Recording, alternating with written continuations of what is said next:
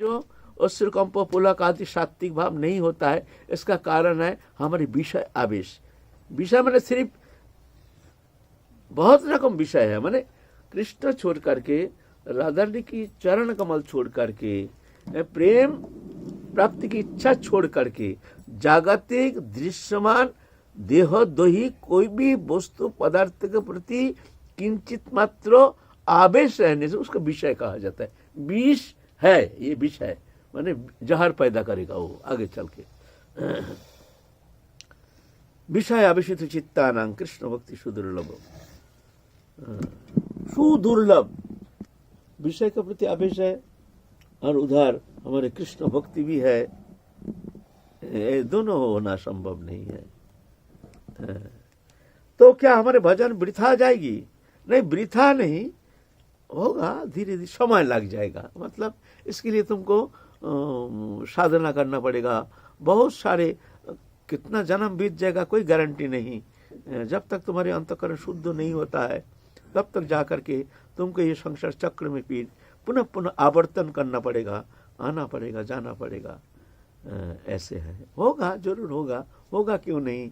कोई भी भगवत अनुष्ठान अनुशीलन जो भी है वो वृथा जाएगी नहीं। लेकिन अगर हमको अभी जाना है, जल्दी जाना है, तुरंत जाना है, तो उसके लिए ये नहीं कि हमको समय का इंतजार करना पड़ेगा।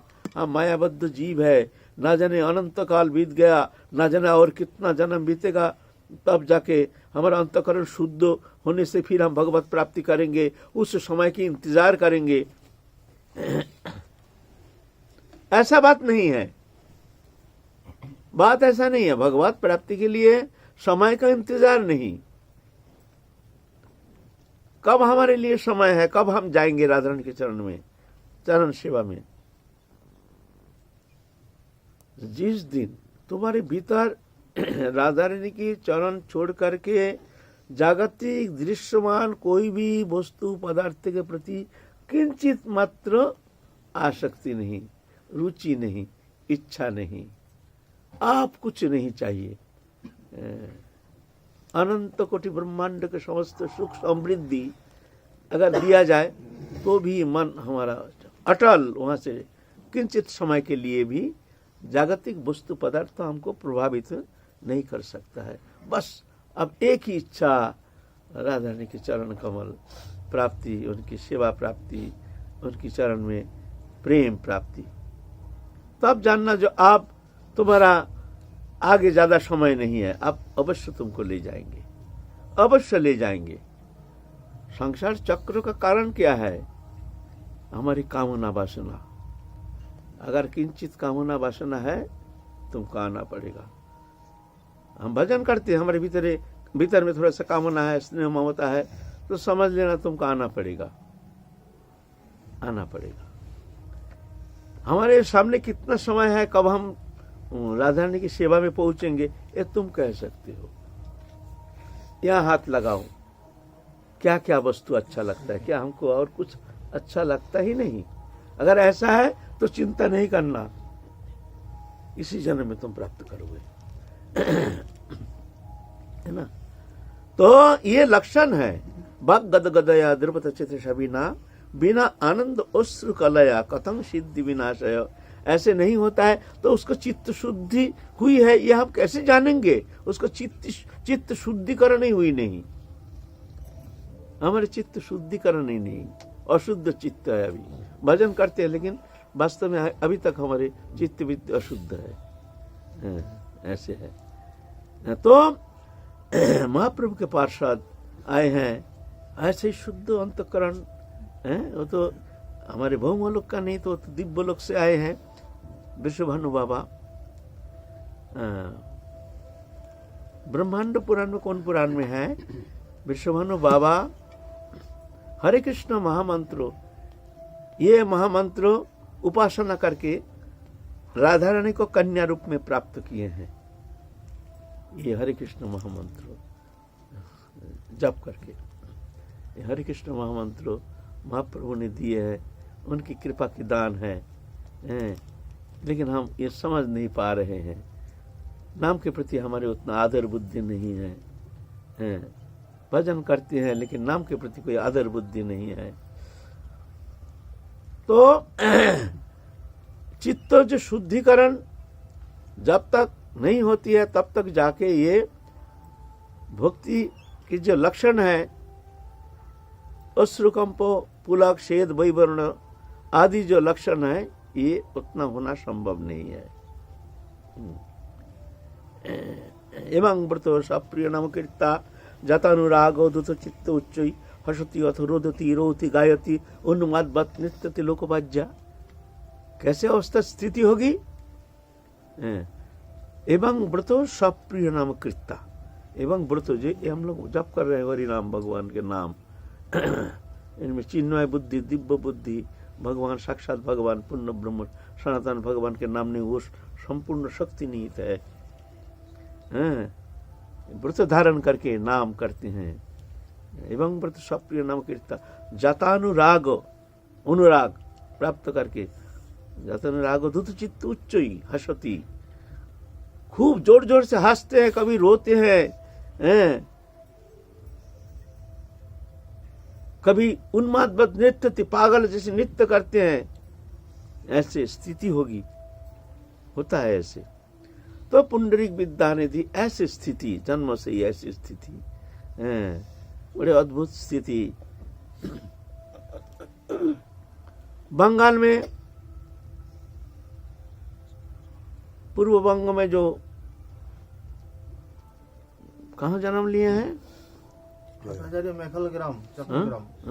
चट्टग्राम चाटगांव चट्टग्राम में चट्टग्राम में जन्म लिए हैं बंगाल में। जहाँ वो बंगाल एक ऐसी जगह है पूर्व बंग ना, वो महाप्रभु के बहुत सारे पार्षद वहाँ जन्म लिए हैं। वो तो म्लेच्छ देश है ना, उसको उद्धार करने के लिए जहाँ तहाँ ऐसे महाप्रभु के पार्षद जो हैं नित्य लोक से आकर के जन्म लेकर उस भूमि को धन्य किए हैं। चट्टग्राम में जन्म लिए हैं, फिर वह शादी भी किए हैं। महाप्रभु एक दिन महाप्रकाश में ऐसे रो रहे हैं, हाँ पुंडरी कहाँ पुंडरी तुम कहाँ हो बोल के छाती पीट रहे हैं। समस्त पार्षद कहते हैं प्रभु ये पुंडरीक विद्यानिधि कौन है? ये तो नाम तो कभी सुने नहीं है हम लोग। उनका अंदर सभी तो जानते हैं, सब भक्त को सभी जानते हैं जो विशेष विशेष भक्त हैं, लेकिन पुंडरीक कौन है इसके अंदर? तो महाप्रभु से पूछे हैं प्रभु ये पुंडरीक कौन है? तो बोलते हैं हमारे परम प्रिय भक्तों, वो आएंगे, उनके दर्शन बिना हमारे मन बहुत व्याकुलित हो रहा है, कब आएंगे उनके आने की इंतजार कर रहे हैं। वो राजघराने के हैं, नवद्वीप में भी उनके मकान है, कभी कभी नवद्वीप में आते थे। अब महाप्रभु तो आकर्षण किए आए हैं नवद्वीप में, उनके ठाट बाट उनको देख करके कभी पता नहीं चल सकता है जो ये इतने बड़ी भक्त हैं, पता ही नहीं चलता है। बहुत कीमती रेशमी वस्त्र, रेशमी धोती, घुंघराले केस, तिलक किए हैं इतने सुंदर, उसके अंदर भी डिजाइन भी करके बड़ी सुंदर सजावट करते हैं। इधर तिलक भी करते हैं, उसमें सुंदर सेंट आतर लगाते हैं शरीर में, सुगंधित। राजघराने के है ना ऐसे दिखावा। ये भक्ति है ना परम गोपनीय, ये किसी को दिखाने के विषय नहीं है। जितना गोपन किया जाए उतना अच्छा है। ये बाहर में किसी को दिखाना नहीं, देखना जहाँ तक हो ये अश्रुधारा जो है गोपन रखना, दिखाना नहीं, ऐसे गोपनीय है। भक्ति देवी परम लज्जाशीला। जैसे गृह कुलवधू को अगर घूंघट उठा के कोई दिखा देते हैं तो लज्जिता हो जाती है, ऐसा ही भक्ति देवी को कहीं दिखाने से भक्ति देवी लज्जिता हो जाते हैं, उस हृदय से हट जाते हैं, ऐसे है। तो दिखाते नहीं है। ऐसे गृहस्थी वेश धारण करके आए हैं नवद्वीप में। इधर क्या है, महाप्रभु के परम प्रिय पार्षद गदाधर जो है ये दीक्षा नहीं लिए हैं। आप दीक्षा लेने के लिए वो सोचे हैं कि महाप्रभु के चरण सानिध्य में जाकर के महाप्रभु से प्रार्थना करेंगे, महाप्रभु उनको दीक्षा देंगे। लेकिन महाप्रभु तो किसी को दीक्षा दिए नहीं है, क्योंकि महाप्रभु जो भगवान है, भगवान जब आते हैं, ये भगवान का एक विशेष लक्षण है, किसी को शिष्य नहीं बनाते, किसी को दीक्षा नहीं देते। स्वयं भगवान किसी को दीक्षा नहीं देते। ये विशेष लक्षण है महाप्रभु किसी को दिख, ये लक्षण है। और दूसरे के द्वारा दिलाएंगे, शक्ति संचार करेंगे।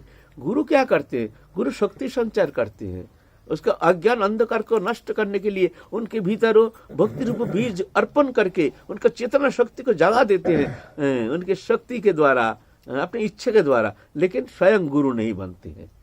महाप्रभु भी ऐसे ही किसी को दीक्षा नहीं दिए हैं। गदाधर पंडित चाहते हैं जो हम तो महाप्रभु के इतने क्लोज रिलेटेड हैं, बहुत नजदीक हैं, हमको अवश्य दीक्षा देंगे। महाप्रभु कहते हैं देखो तुम कहीं से दीक्षा ले लो, चिंता मत करो। तो प्रभु हम कहाँ से लेंगे?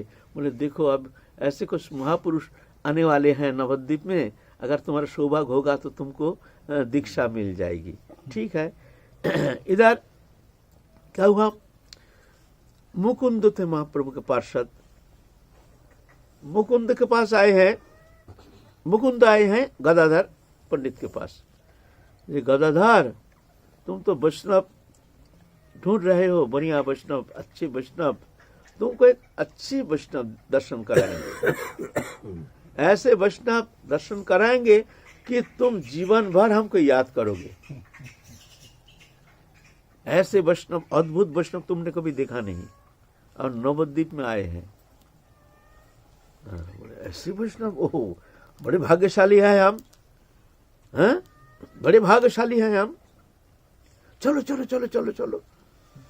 तो गदाधर पंडित को लेकर के मुकुंद गए हैं। बड़े अच्छा मकान, अच्छा सोफा ठोफा, सोफा सेट है, बड़े राज घराना के हैं, ऐसे झालर लगे हैं। तो तखत जो है उसमें भी मखमल का कपड़ा और इतना जड़ी से बनी हुई इतनी सुंदर सब डिजाइन किया हुआ, जैसे राज प्रासाद में घूम रहे हैं। वहाँ पुंडरीक विद्यानिधि बैठे हैं, यहाँ कमीज पहने हैं रेशम की, उसमें भी नाना रकम डिजाइन किया हुआ, माने जड़ी से बनी हुई, इतना सुंदर राजा महाराजा जैसे, गले में हार पहने हुए हैं, हाथ में हीरे का अंगूठी पहने हुए हैं, तिलक किए हैं। तिलक तो है लेकिन उसमें भी बड़ी सुंदर सजावट है, बड़ी सुंदर केसर कस्तूरी दे करके सुगंधित एकदम छिड़काव सुगंधि से भरपूर हैं। पान खा रहे हैं, पान चिबा रहे हैं, और पान के वो पीक फेंकने के लिए चांदी के एक बर्तन भी रखा है। सबने थूकते हैं ना पान खा के, चून लेते हैं, थोड़ा चूना लेते हैं जीवा में, थोड़ा फिर फेंकते हैं सब। इधर तो उतना पान का रिवाज है नहीं, बंगाल में उधर पान का रिवाज बहुत है, पान खाते हैं खूब।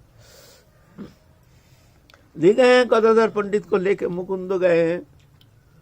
मुकुंद जा करके ये ठाट बाट, ये राजकीय, ये देख करके उनका श्रद्धा तो फुस करके उड़ गई, एकदम चिड़िया जैसे फुट करके उड़ जाती है ना, इस तरह से उड़ गई। भाई जो भगवत भजन करेंगे उनका विषय आसक्ति है और परम भक्त भी है, ये कैसे हो सकता है? दोनों का तो कोई तालमेल है नहीं, ये तो स्वाभाविक लक्षण है ना। लेकिन ना, जो परम भक्त है ना, वो आवरण देके रहते हैं, वो अपने आवृत करके रखते हैं अपने, ऐसा नहीं तो दिखावा, लोग को दिखाते हैं हम विषयी, ऐसे हैं।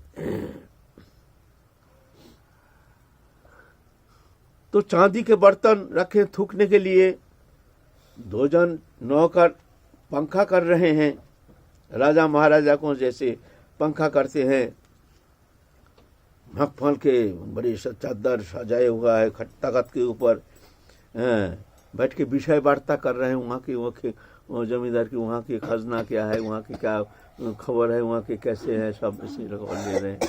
अब देख करके गदाधर पंडित सोचते हैं भाई हमारे तो यहाँ श्रद्धा तो जो भी थोड़ा सा थी, सुन करके अब वो भी उड़ गया, अब कोई रकम यहाँ से खिसक जाए। मुकुंद तो कैसा कर रहे, मैंने चलो यहाँ से जल्दी चलो। मुकुंद पीछे खड़े हो ऐसा कर दे, मैंने चलो अब जो हो गया, खूब दर्शन कर लिया बाबा, खूब परम वैष्णव दर्शन कर लिया, अब जो भी श्रद्धा है वो हमारी श्रद्धा चली गई, भाई आप ज्यादा अपराध करना ठीक नहीं, चलो। मुकुंद देखा एक बारी हमको ठोक रहे हैं, पीछे मुड़ के देखते हैं, मुंह थोड़ा सा फूल गया, मलिनता जैसे कुछ समझ गए हैं, ये इनका श्रद्धा आ गई। तो वहाँ एक श्रीमद् भागवत महापुराण के एक श्लोक बहुत सुललित छंद से, बहुत कंठस्वर, मुकुंद का बहुत दिव्य कंठस्वर था, उस कंठ से भागवत के एक श्लोक, वो हम तो संस्कृत श्लोक तो हमने भूल गया, श्लोक का अर्थ ऐसा है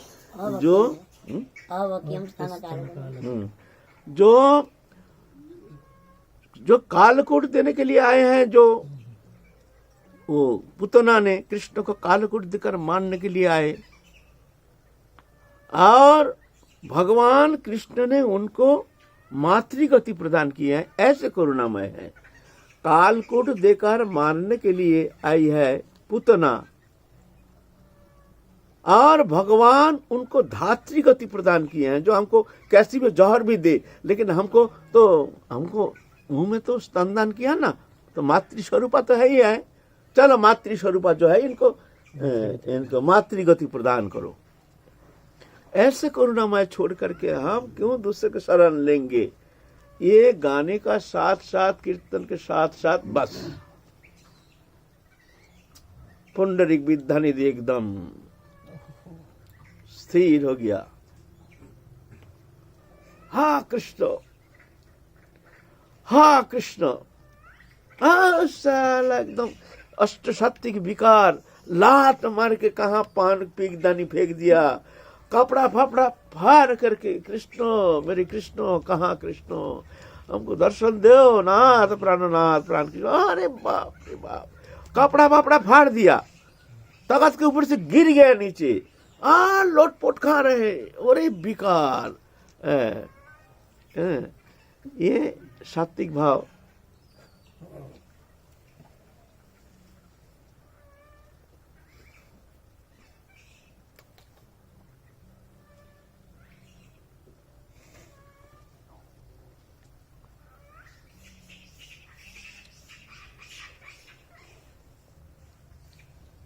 हाँ कृष्ण, कहा कृष्ण तुम, हाँ करुणामय दीननाथ दीनबंधु पतित पावन, ऐसा करके लोटपोट खा रहे एकदम, कपड़ा फाफड़ा फाड़ करके धूल में एकदम ऐसे लोटपोट खा रहे सब एकदम। एक दिव्य विकार, ये जो कि मनुष्य लोग पे देखने में आता नहीं, कभी किसी ने देखा नहीं, विकार तो है, ऐसे विकार किसी ने देखा नहीं। फिर अचेत होके गिर गया, एकदम अचेत होके अंतरदशा में पहुंच गए। एक बाह्य दशा, एक अंतरदशा। जब भाव की स्थिति जब गंभीर हो जाती है तो जाकर अंतरदशा होती है, इसको कहते हैं प्रलय, इसको कहते हैं प्रलय।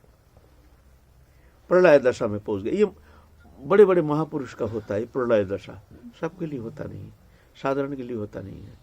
प्रलय अवस्था में पहुंच गए। आप गदाधर पंडित का हालत बिगड़ गया। हमने किसको विषय माना, किसको विषय समझा, इतने बड़े भक्त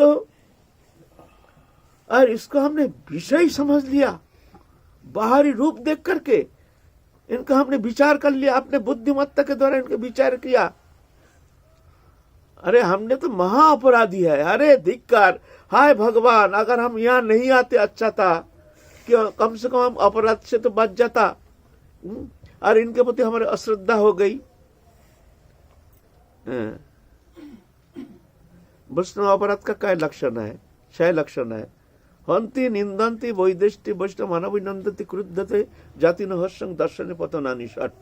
ये 6 प्रकार वैष्णव अपराध होता है। हंति प्रहार करने से, निंदन्ति निंदा करने से, वैदेष्टि मन में अश्रद्धा, मन में अश्रद्धा आने से भी अपराध होता है। तो हमारा तो अपराध हो गया, बहुत दुखी हो गया। मुकुंद बोलते हैं भाई जब लौट रहे हैं आप सोच रहे हैं भाई हम तो बहुत तो अपराध कर लिया। मुकुंद कहते हैं हमारी ऊपर अपराध से मुक्त होने का क्या उपाय है? हमने इनके प्रति ऐसे भावना कर लिया, अश्रद्धा कर लिया, इससे मुक्त होने का क्या उपाय है? तो मन में स्थिर कर लिया। तो हमारा तो गुरुकरण हुआ नहीं, हम इनसे दीक्षा लेंगे, दीक्षा लेने से शिष्य बुद्धि से हमारे समस्त अपराध क्षमा कर देंगे। मुकुंदो को कहते हैं, भाई मुकुंदो भाई, हमने बड़ा अपराध कर लिया और हमारा गुरुकरण भी हुआ नहीं, तो हम सोचे इनसे हम दीक्षा प्राप्त करेंगे, दीक्षा ले लेंगे तो शिष्य जान करके हमारे अपराध क्षमा कर देंगे। हमारे भी गुरुकरण करने का तो कहीं तो ऐसे गुरु हमको देखा नहीं, हम मिला नहीं, तो इसीलिए हम इनके चरण सानिध्य में आकर के इनसे ही हम दीक्षा लेने के लिए विचार किए हैं। मुकुंद बहुत अच्छा, बढ़िया बढ़िया, बहुत सुंदर बहुत सुंदर, ऐसे तो होना बहुत भाग्य की बात है।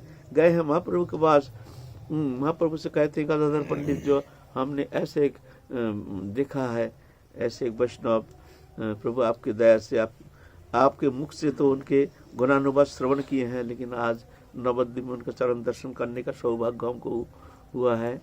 हम इच्छा किए हैं उनके चरण सानिध्य में जाकर उनसे हम दीक्षा प्राप्त करेंगे।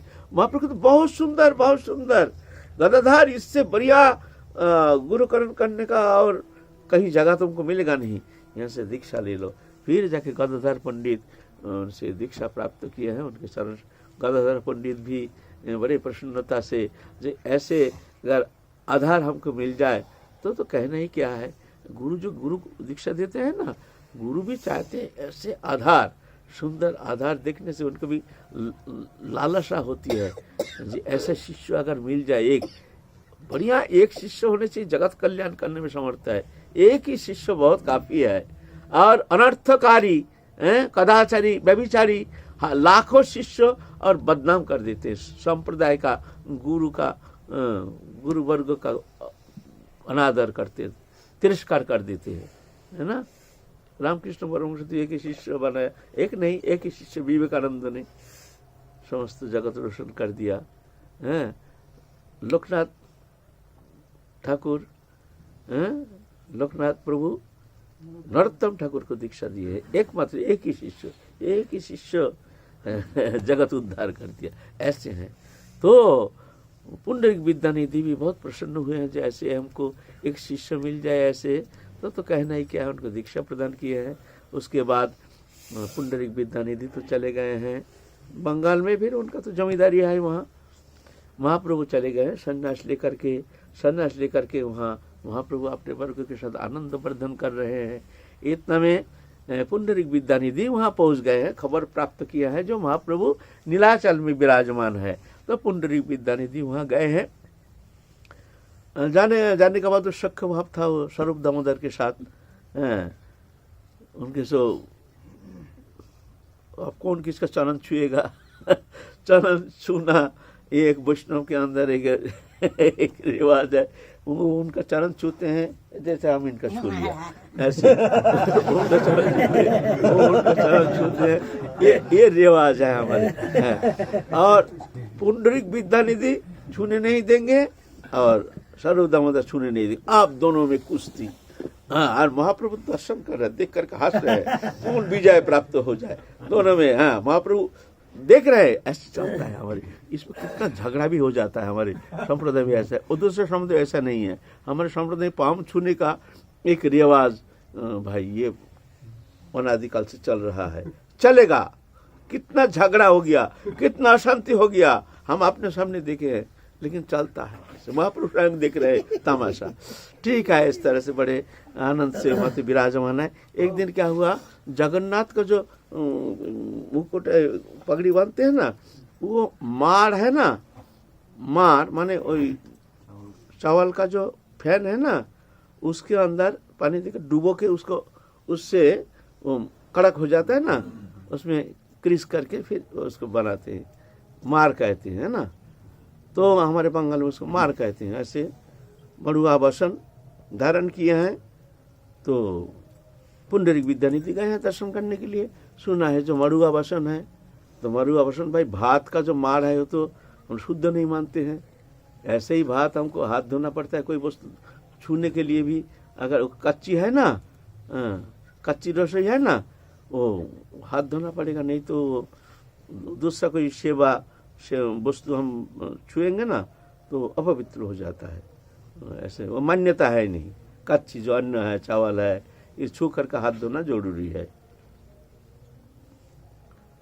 तो महाप्रभु के पास जाकर के कहे हैं कि देखो ये ऐसे मन में थोड़ा सा खिन्नता आ गई है, जो इन लोग शुद्धाचारी नहीं है। देखो मड़ुआ वसन पहनाया है, साक्षात भगवान है, भाई शुद्ध वस्त्र पहनाओ, ये माड़ का वसन, ये लोग शुद्धाचार जानते नहीं है, इसीलिए मन में थोड़ा खिन्नता आ गई है। तो रात को सोए हैं, आकर के कृष्ण बलराम दोनों आकर के खूब थप्पड़ मारे हैं गाल में, गाल मारते मारते गाल को फुला दिया। जो हमारे सेवक को तूने निंदा किया है, उन लोग शुद्धाचार जानता नहीं है, हमारे सेवक है, और पहनाया हमको, तू यहाँ आके शुद्धाचारी दिखाता है, निकल जाए यहाँ से, बोल के खूब मारे हैं, इतना मारे हैं कि मुंह इतना फूल गया। ऐसा फूला मुंह लेकर के गए हैं महाप्रभु के पास, महाप्रभु देखते मुंह फूल के ढोल हो गया। अरे ये क्या हुआ, तुम्हारा ये क्या मुंह ऐसे फूला क्यों है? तो रो रो के कह रहे हैं, ऐसे हमने मन में हमारे एक गलत भावना आ गया, जो मड़ुआ वसन क्यों पहनाते हैं जगन्नाथ को, तो इसलिए भाई क्या कहे, रात को ठाकुर जी आकर के कृष्ण बलराम दोनों भाई आके हमको बहुत मारे हैं गाल में, देखो हमारा गाल फुला दिया। तो महाप्रभु खूब हंसे, बोले ऐसे कृपा किसको करते हैं? साक्षात भगवान पूर्ण ब्रह्म सनातन, देखो किस तरह से अपने भक्त को शासन करते हैं, ये तो उनकी कृपा है, ये सबके लिए थोड़ी होती है। कितना पाप अभिचारी व्यभिचारी कदाचारी कुविचारी है, कहाँ भगवान आते हैं, लेकिन भगवान ऐसे शासन करते हैं। तो खूब प्रसन्न है महाप्रभु, उनको बहुत तारीफ किया है, सबको कहे देखो ये है भगवत भक्तो। ऐसे इस तरह से पुंडरीक विद्यानिधि फिर वहाँ से कुछ दिन रह करके फिर चले गए। ये पुंडरीक विद्यानिधि के जीवन चरित्र संबंध में किंचित इतना तक तो मिलता है, फिर आगे कहाँ शरीर त्यागे हैं, कितना दिन जीवित रहे, इस विषय में तो कोई प्रमाण कुछ मिलता नहीं है। हम लोग ऐसे थोड़ा सा जितना श्रवण किए तदनुसार थोड़ा सा आस्वादन करने का चेष्टा किए हैं। आज की कथा ही विश्राम, फिर काल चलेंगे। जय जय श्री राधे निताई गौर हरि। विग्रह सेवा में अगर कोई अनाचार हो, तो विग्रह सेवा में कोई अनाचार हो तो क्या कहा नहीं जाएगा, नीरव दृष्टा होना पड़ेगा? नीरव दृष्ट ना, ये तो भगवान की लीला है ना, वो तो उनका पार्षद है ना, जगन्नाथ साक्षात भगवान है, तो उनकी लीला है। उनके भगवान अपने भक्त के साथ क्या लीला करते हैं, हर समय थोड़ी विधान विधि विधान हर समय थोड़ी चलता है। कभी कभी भाव इतना प्रबल होता है जिससे भगवान कभी विधान को भी लंघन करके जाते हैं। एक बार क्या हुआ, नवद्वीप में महाप्रभु के मंदिर है, बहुत दिन पहले की बात है। एक मुसलमान था, बड़ा महाप्रभु का भक्त है। पहले तो अभी तो हिंदू मुसलमान का थोड़ा सा ज़्यादा ही, थोड़ा हमारे देश नेता लोग कुछ भी ज़्यादा ही आग लगा दिए हैं अपने भीतर में, एक संकीर्णता भाव, एक सांप्रदायिकता। पहले ऐसा नहीं था, हिंदू मुसलमान सब एक होकर रहते थे, भाई भाई जैसे रहते थे। पहले हमारे भारत में, बांग्लादेश, हम लोग कभी सुने नहीं है कहीं दंगा हुआ, कहीं हुआ। स्वाधीनता के पहले ब्रिटिश आकर के बीज बो के गया है, ऐसा है। तो वहाँ एक मुसलमान था, वो मुसलमान खेत में जो फसल होता था महाप्रभु के मंदिर में प्रथम जो है एक कट्टा चावल हो, गेहूं हो, जो भी हो, देते थे। प्रथम बाजार में बेचने का पहले प्रथम देते थे, ये उनका नियम था। महाप्रभु में इतना प्रेम था उनका। एक बार क्या हुआ, वो मसूर खेती किए, मसूर दाल तो ये चलता नहीं है, हमारे सेवा में तो चलता नहीं है। तो एक कट्टा मसूर दाल लेकर के, तो मुसलमान जानते नहीं ना, महाप्रभु का मंदिर में दिया है तो पुजारी बहुत गाली गालोच किए, तुमको ख्याल नहीं, ये मसूर दाल ये आमिष आहारी जैसे हम लोग मानते हैं, ये थोड़ी चलता है, तुम क्यों लाए इसको, ऐसा थोड़ी होता है, जाओ ले जाओ यहाँ से, उठाओ। वो बहुत दुखी हो गए, रोना शुरू किए। जो हमारे खेती का जो पहला जो फसल है, थोड़ा सा हम सेवा के लिए लाए हैं, हम तो जानते नहीं है प्रभु, खेती तो कर लिया, मसूर दाल अच्छा मसूर हुआ है, लेकिन तुम्हारी सेवा में जब आया नहीं तो पूरा खेती के सब हम गंगा में फेंकेंगे, हम बेचेंगे भी नहीं, हम ये इसका पैसा हम घर में घुसाएंगे नहीं, जब तुम्हारी सेवा में लगा नहीं ये वस्तु हम स्वीकार नहीं करेंगे। ऐसे संकल्प करके रात को सो गए। रात में महाप्रभु आके पुजारी को डांटा, जो काल उसका मुसुर डाल ला करके हमारा भोग लगाना उसका मुसुर डाल हमको भोग लगाना। तो भगवान है ना, करते मौका तो मन्ना तो करते, भगवान में थोड़ी ऐसा दोष लगता है। ये भगवान है ना, भक्त के लिए क्या नहीं क्या करते हैं, भक्त के लिए भगवान क्या नहीं क्या करते हैं, ऐसे बात। इसका आज जन्मदिन है, कुछ एक श्लोक या कुछ। अच्छा तुम इधर, आज जन्मदिन है, थोड़ा सा 5 मिनट के लिए गीता का एक श्लोक का व्याख्या करके सुना दो जोर जोर से। तो ऐसा नहीं करना चाहिए, गुरु का आदेश मानना चाहिए। अच्छा ये आप लोगों को थोड़ा सा गीता का कोई भी एक श्लोक सुनाएंगे, थोड़ा व्याख्या करके सुनाएंगे, जोर जोर से, तो बंद न कर लो। ज्ञानांजनशलाकया चक्षुरुन्मीलितं येन तस्मै श्रीगुरुवे नमः। जोर से बोलो तो थोड़ा। ओम कृष्णाय वासुदेवाय हरे परमात्मने प्रणतक्लेशनाशाय गोविंदाय नमो नमः। तप्त कांचन गौरांगी राधा वृंदावनेश्वरी वृषभानुसुते देवी तव नामेमि हरिप्रिया। श्री कृष्ण चैतन्य प्रभु नित्यानंद श्री अद्वैत गदाधर श्रीवासादि गौर भक्तवृंद। हरे कृष्ण कृष्ण कृष्ण हरे हरे, हरे राम राम राम हरे। यस्मान्नो तुजते लोको लोकान्नो तुजते चया, हर्षामर्षभयोद्वेगै मुक्तो यह सच में प्रिय। ये है 12वें अध्याय का 15वां श्लोक। इसका अर्थ भगवान श्री कृष्ण कह रहे हैं कि हे अर्जुन, जो किसी को उद्वेग नहीं देता और जो किसी के उद्वेग देने से विचलित नहीं होता, जो सुख दुख भय तथा चिंता से मुक्त है, हे अर्जुन ऐसा भक्त मुझे अत्यंत प्रिय है। इस श्लोक में भगवान कह रहे हैं जो किसी को उद्वेग नहीं देता और जो किसी से उद्वेग अगर कोई देता है तो विचलित नहीं होता। तो इसमें एक प्रश्न होता है कि दूसरा अगर आपको उद्वेग देता है तो इसमें आप कैसे मतलब कि आप विचलित कैसे नहीं हो सकते।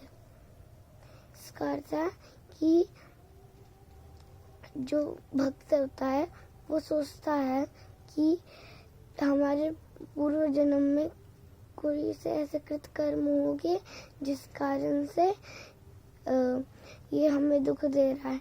पूर्व जन्म में हमने कोई से उसे दुख दिया होगा जिस कारण से वो हमें दुख दे रहा है इस जन्म में। तो ये सोच के वो जो वो देता है उद्वेग उसे वो सह लेता है।